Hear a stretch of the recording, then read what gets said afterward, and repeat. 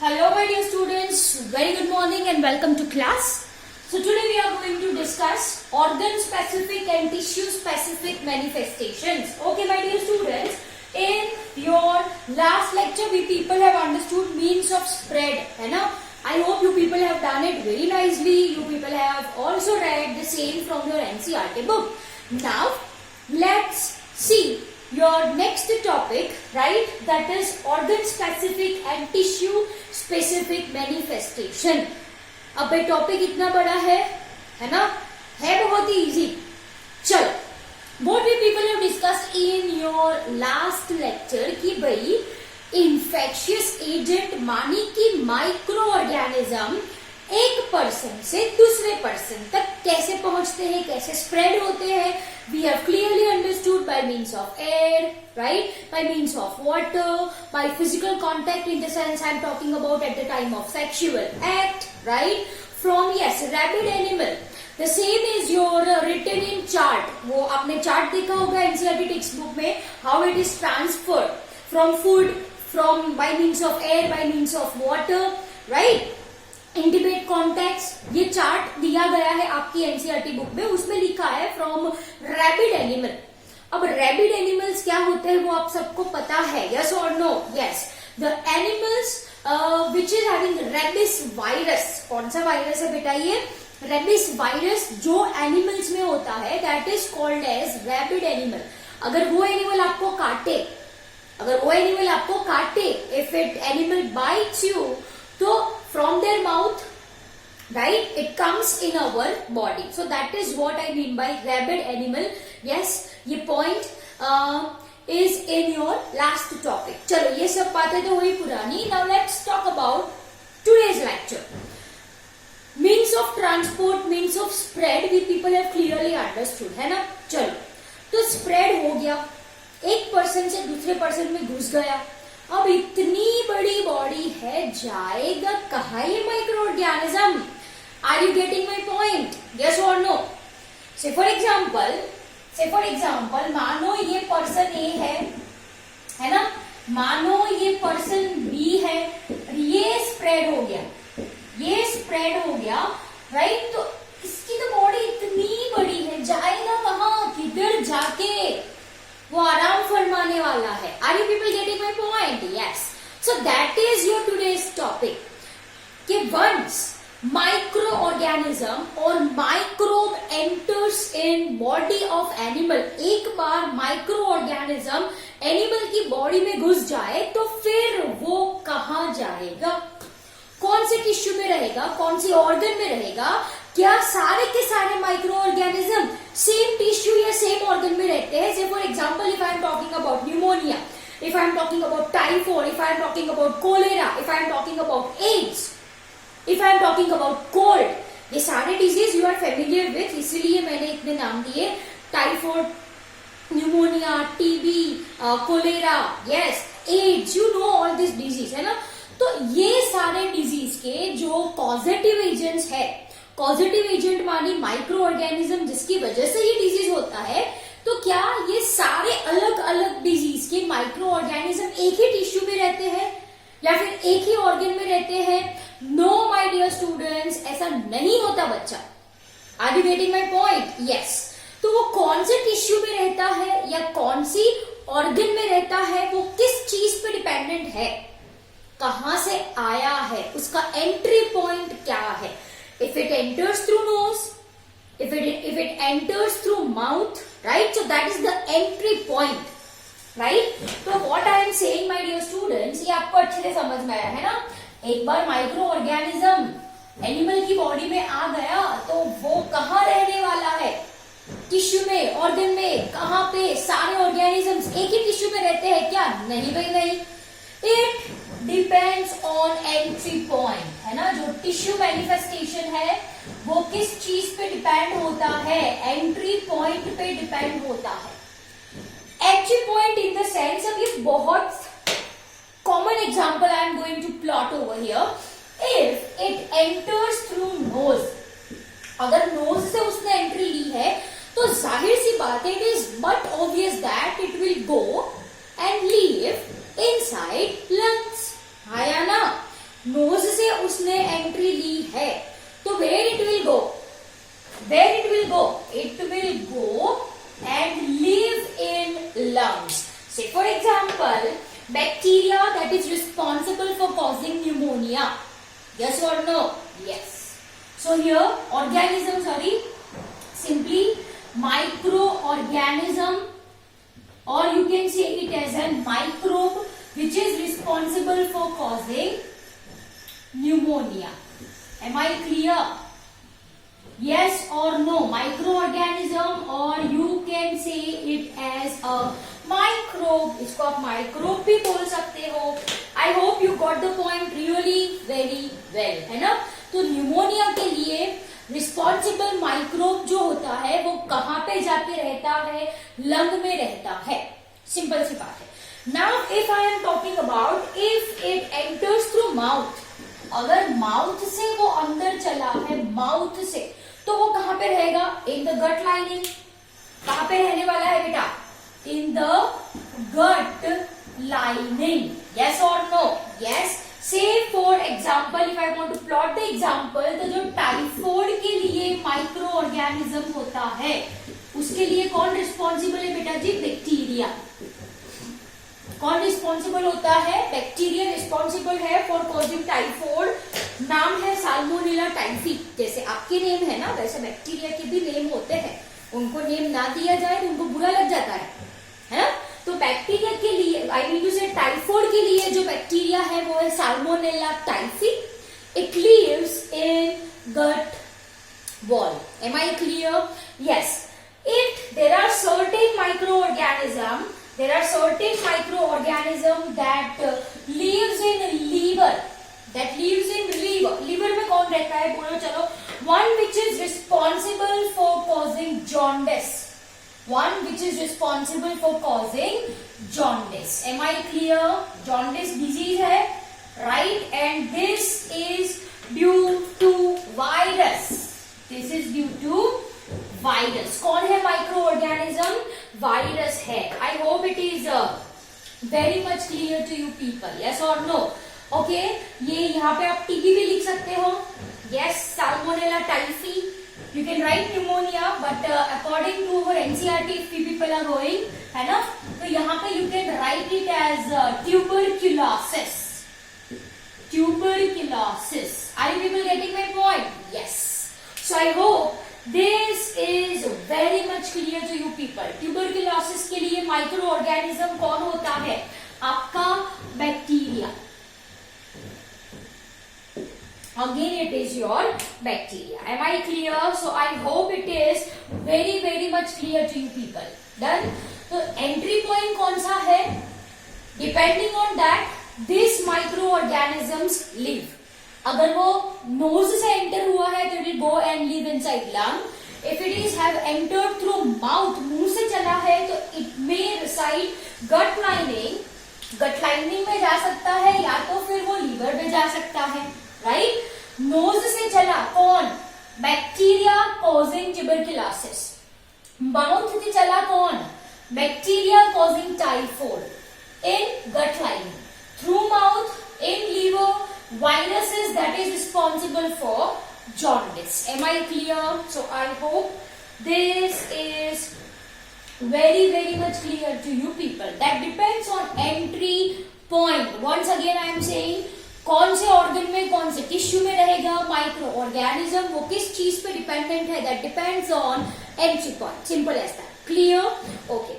Now my dear students, if I am talking about science and symptoms of disease, what I am talking about? Signs and symptom of disease. Again वो किस चीज पे dependent है? They are dependent on where. They are किस पे dependent है? They are dependent on where microbe live. Where microbe live, जहाँ पे माइक्रोब रहता है, right? Depending on that, our body will show sign and symptom. Say for example, tuberculosis, TB के लिए bacteria कहाँ पे रहता है? लंग्स में, है ना? So if microbe is living inside lungs, तो इट कॉजेस कफिंग, वो क्या चीज करता है, कफिंग, खांसना. It is responsible for causing coughing and breathlessness. Breathlessness का मतलब क्या होता है, रेस्पिरेशन में प्रॉब्लम होना, सांस लेने में प्रॉब्लम होना, that is called as your breathlessness, है ना. तो it is but obvious that if organism, if micro organism का टारगेट लंग है, माइक्रो ऑर्गेनिज्म का टारगेट ऑर्गन क्या है, लंग है, राइट. तो depending on that our body will exhibit symptom, जैसे कि coughing and breathlessness. I hope it is clear to you people. Yes और no? Yes. Similarly, if I am talking about, so for example, there are certain organisms, microorganism, which lives inside our brain. जिसका target organ क्या है बेटा, brain है. जिसका target organ क्या है, brain है ना. तो इफ इट इज ब्रेन, तो वो क्या करेगा, it is responsible for causing headache. Headache, सिर दुखने लगता है, right. It also causes unconsciousness. Unconsciousness, I hope you know the meaning of unconsciousness, है ना, बेभान हो जाना. That is what I mean by unconsciousness and many other symptoms. I hope it is clear to you people, है ना. तो what I am saying बेटा from this point, अगर entry point उसका nose है, तो it goes and live inside lungs. अगर lung target organ है, तो symptoms कौन से आते हैं, coughing and breathlessness. I hope it is clear to you people. Yes or no? Yes or no? Done? Okay. One point here I want to say कि ये तो मैंने आपको स्पेसिफिक बोला कि भाई ये मुंह से चला, है ना, ये नोज से चला. If it enters through mosquito bite, तो वो तो ब्लड में जाने वाला है. Are you getting my point? If micro organism is entering through mosquito bite, मच्छर काटने की वजह से, तो इट गो इनसाइड ब्लड, वो ब्लड में चला, है ना, ब्लड में चला. Say for example if we are talking about one which is responsible for causing malaria, तो what I am writing it as an malarial parasite, है ना. मलेरियल पैरासाइट जो है बेटा, वो जो कि क्या है, प्रोटोजोआ है ना. वो कहा चला, it will go in liver and then RBC. ये लीवर में रहता है, आरबीसी में रहता है. Yes, okay. Again one more disease which is spread through mosquito bite, जिसको हम क्या कहते हैं, जापानीज एन्सेफेलाइटिस. जापानीज एन्सेफेलाइटिस, और you can say it as an brain fever, और you can say it as a brain fever, है ना. तो ये जो है, it goes and lives in brain. वो कहां पे जाता है, it goes and lives in brain. Am I clear? I hope it is very clear to you people. Nose से lung में चला. If it is mouth, some may live in gut lining, some may live in liver. If microorganism enters through mosquito bite, it may, say for example, malarial parasite है, it lives in liver and then in RBCs, that is your red blood cells. One which is responsible for causing Japanese encephalitis, brain fever, you can say it as, उसका क्या है, वो कहाँ पे जाके रहने वाला है, ब्रेन में. अगर वो ब्रेन में रहेगा, तो टारगेट ऑर्गन ब्रेन है, तो सिम्टम्स क्या होंगे, headaches, unconsciousness and many other thing. Clear? Okay. One more point. If an organism, certain organism which are entered through sexual organs, yes or no? Yes. Say for example, if I am talking about your HIV virus, तो इसका target क्या है, it go and lives in lymph nodes of entire body. Lymph nodes of entire body. Are you getting my point? Yes or no? I hope it is very much clear to you people. है ना, समझ में आया मैंने क्या समझाया आपको. See, what I am saying my dear students, organ specific और टिश्यू स्पेसिफिक मैनिफेस्टेशन का मतलब क्या है?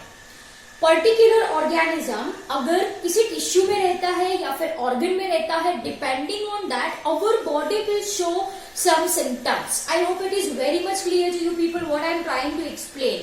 मैंने ये बोला नोज से अंदर चला तो उसका टारगेट क्या होगा? लंग होगा. अगर लंग टारगेट है तो आपकी बॉडी क्या सिम्टम्स शो कर सकती है? It may be coughing, it may be breathlessness. I hope it is clear. अगर वो मॉस्किटो बाइट से जाता है, मॉस्किटो बाइट से जाता है ब्लड में, तो in case of malarial parasite कहां पे रहता है वो? लिवर में या फिर RBC, that is your red blood cells. And malaria की सिम्टम्स क्या है वो आपको अच्छे से पता है, right? If it enters through mosquito bite, if it goes in brain, as in case of Japanese encephalitis, it is responsible for giving symptoms like headache and unconsciousness. I hope ये आपको अच्छे से समझ में आया है. अगर माइक्रो ऑर्गेनिज्म, चलो अगर माइक्रो ऑर्गेनिज्म गट लाइनिंग में रहता है, गट लाइनिंग में, yes, digestive system you people are familiar with. अगर वो गट लाइनिंग में रहता है तो there may be diarrhoea with loss of blood. This may be the symptom, ये सिम्टम हो सकता है. Am I clear? So I hope ये आपको अच्छे से समझ में आ रहा है what I am trying to explain you. Yes, okay. अब ये जो पॉइंट है फटाफट अपनी नोटबुक्स में कॉपी कर दो as we are going to continue the topic. So फटाफट note down the same in your notebooks.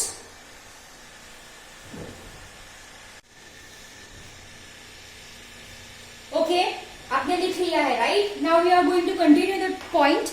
चलो, मैंने आपको ये बोला कि once organism, microorganism I should write, once microorganism है ना enters our body, right? It goes to target region. It goes to target region and gives symptoms.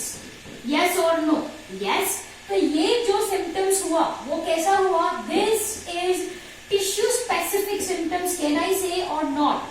Tissue specific symptoms. जैसे कि लंग्स में रहता है तो कफिंग होती है, ब्रेन में रहता है तो हेडेक और अनकॉन्शियसनेस होती है, वॉमिटिंग भी होती है कई बार. अगर वो गट लाइनिंग में रहता है तो डायरिया हो गया विद ब्लड लॉस. तो this symptoms are tissue specific. This are called as tissue specific. कहने का मतलब ये that what is the meaning for the same? Organism target organ में रहता है, that tissue give some signs that is called as tissue specific symptoms. But apart from this tissue specific symptoms, there are some common symptoms which are exhibited by our body. What I am saying, my dear students, there are some common effects. Apart from this tissue specific symptoms तो body exhibit करता ही है. Apart from this our body exhibits common effects too. अब क्यों भाई?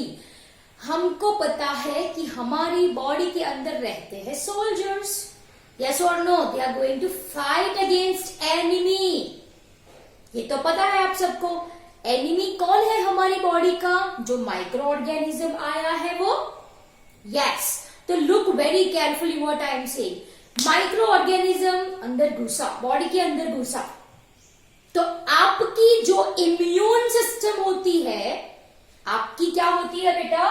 चलो what I am writing, once microbe enters your body, आपकी body में ये घुसा माइक्रो ऑर्गेनिज्म, तो भाई हमारी जो इम्यून सिस्टम होती है, इम्यून सिस्टम नाम तो सुना होगा आप सबने. आपकी जो इम्यून सिस्टम होती है, right, it recruit some cells. वो क्या करेगा बच्चों? वो रिक्रूट करता है. It recruits some cells. Recruit का मतलब अपॉइंट करता है भाई, है ना? कौन से सेल्स को वो अपॉइंट करता है? That you will got to know in your higher classes. Am I clear? Okay, तो इम्यून सिस्टम है, it recruits some cell to fight against microorganism, to fight against microorganism. Are you getting my point? And this process of recruitment, ये जो process है, this process of recruitment is called as inflammation. What it is said? It is said as inflammation. I hope ये आपको अच्छे से समझ में आया. नहीं मैडम, नहीं समझ में आया. Understand क्या? माइक्रो ऑर्गेनिज्म मेरी बॉडी के अंदर घुसा है ना. अब व्हाट विल हैपन, मेरे अंदर मेरी इम्यून सिस्टम है. मेरी immune system what will do, it appoint some cell to fight against that microorganism. War शुरू हो गई हमारी बॉडी के अंदर. यही प्रोसेस को कहा जाता है inflammation. The process of recruitment is what I mean by inflammation. Am I clear? And if I want to talk about certain local effects as a part of this, fighting हो रही है ना micro organisms और ये specific sales के बीच में, तो हमारी बॉडी कुछ लोकल इफेक्ट्स शो करती है. जैसे कि pain, swelling, and the most common is fever. Most common local effect fever. अगर फीवर है तो यूं ही नहीं आता. It's a kind of effect. आपकी बॉडी के अंदर माइक्रो ऑर्गेनिज्म है, हमारी बॉडी फाइट कर रही है, and this gives symptom, that is fever. Am I clear? तो मैंने क्या बोला भाई, क्या बोला मैंने? चलो रिवीजन बाद में करेंगे. ये आपको अच्छे से समझ में आया. I hope it is clear to you people, right? Tissue specific symptoms के साथ साथ कुछ local effects our body show in response to infection caused by microorganism. Am I clear? So I hope ये आपको अच्छे से समझ में आया. Now here I want to discuss one more points related to HIV AIDS. Related to HIV AIDS. Okay, AIDS के लिए कौन रिस्पॉन्सिबल है? वायरस. कौन सा वायरस? यही मैंने नाम लिखा है, HIV virus, human immunodeficiency virus. Immunodeficiency virus, ठीक है. अब ये जो वायरस है, मैंने आपको बोला इसका टारगेट ऑर्गन क्या होता है बच्चों? Lymph node. And lymph node is part of immune system. तो understand carefully what I am saying कि HIV वायरस हमारे बॉडी में घुसता है और हमारी इम्यून सिस्टम बिगाड़ देता है. Are you getting my point what I am saying? It enters inside our body और हमारे जो सोल्जर्स है, इम्यून सिस्टम है, उसको ही डिस्ट्रॉय कर देता है. इम्यून सिस्टम का ही वो राम नाम सत्य कर देता है. Are you getting my point what I am saying? Okay, अब इम्यून सिस्टम नहीं है मतलब वो ऐसे कि बॉडी से बाहर नहीं चली जाती. Are you getting my point? Yes और no? It affects our immunity, it affects our immune system, right?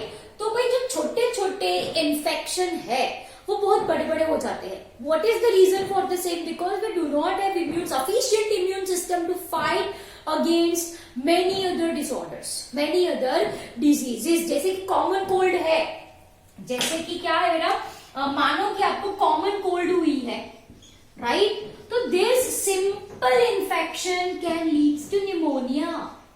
This can leads to pneumonia. Are you people getting my point what I am trying to explain you? Okay, अगर gut infection है, अगर gut infection है, थोड़ा सा गट infection है, तो it causes diarrhoea, severe diarrhoea. I should write, it causes severe diarrhoea with loss of blood, with loss of blood. Are you getting my point? मैंने क्या बोला आप सबको? यस और नो?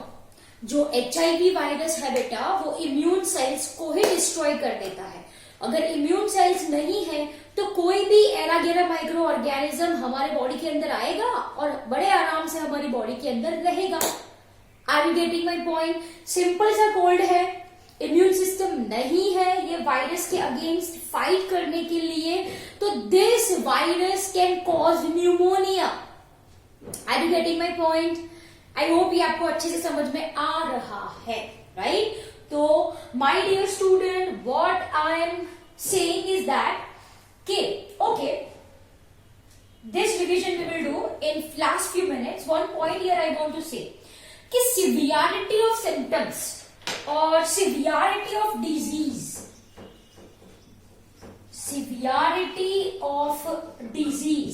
किस चीज पर डिपेंडेंट है? It is dependent on number of microorganism in our body, number of microbe in our body. Am I clear? अब कहने का मतलब, अगर थोड़े ऑर्गेनिज्म, माइक्रो ऑर्गेनिज्म आपकी बॉडी के अंदर है तो आप फटाफट ठीक हो जाओगे, है ना? बहुत सारे हैं तो it will take longer time आपको ठीक होने के लिए। Are you getting my point? That is what I mean by severity of disease, कि भाई वो कितना इंटेंस है, डिजीज कितना इंटेंस है, कितना सीवियर है, कितना हमको हार्म पहुंचा सकता है, that depends totally on number of microorganism. If number of microorganism is less, severity will be less, right? At the very same time, if number of microorganism is very large in our body, it results in formation of extreme symptoms, right? Which can be even untreatable many times. Are you getting my point? Yes. तो बच्चों, ये क्या हो गया आपका organ specific and tissue specific manifestation, a quick recap of what we people have understood in this lecture. Once your organism, मतलब your नहीं, किसी का नहीं होता वो तो, है ना? Once micro organism enters body of animal, where it will go?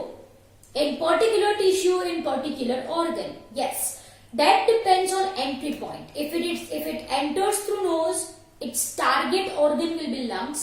Symptoms will be produced like coughing and breathlessness.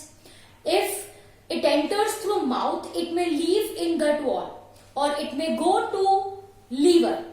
It may go to liver. अगर वो gut wall में रहता है, say for example bacteria causing typhoid. If it is living in liver, it is a bacteria. It's a virus causing jaundice. Am I clear? Yes. Okay. If I am talking about mosquito bites, there are certain microorganisms. Say for example, Plasmodium. Malarial parasite है. Malaria जिसकी वजह से होता है उसका नाम है Plasmodium. तो प्लाज्मोडियम होता है सलाइवा ऑफ मॉस्किटोज में। मच्छर आपको काटता है तो मच्छर की सलाइवा आपकी बॉडी में जाती है, right? So that Plasmodium is present inside your blood. Blood से कहां चला वो रहने के लिए? लिवर। घर अच्छा नहीं लगा तो घर बदल दिया उसने, it goes in RBCs, right? Okay, if I am talking about your Japanese encephalitis और योर ब्रेन फीवर, वायरस है रिस्पॉन्सिबल इसके लिए। It spread through mosquito bite. कहां जाके रहता है? ब्रेन में रहता है। तो ब्रेन में रहा तो टिश्यू स्पेसिफिक रिस्पॉन्सेस क्या है? हेडेक, वॉमिटिंग, अनकॉन्शियसनेस, ठीक है? Okay, apart from this tissue specific responses, our body produces some local effect that is dependent on immune system of our body. Once infection occurs, एक बार micro organism आपकी body के अंदर चला, our body will produces certain cells. It recruits certain cells to fight against that microorganism. The process is called as inflammation. In response to this, our body will exhibit certain local effects like swelling, pain and fever. Fever most common होता है. Done? Okay. Now if I am talking about certain diseases like AIDS which are caused by virus. अब ये virus का target कौन है? हमारे soldiers, हमारा immune system, हमारे इम्यून सेल्स। इम्यून सेल्स को वो मार देता है।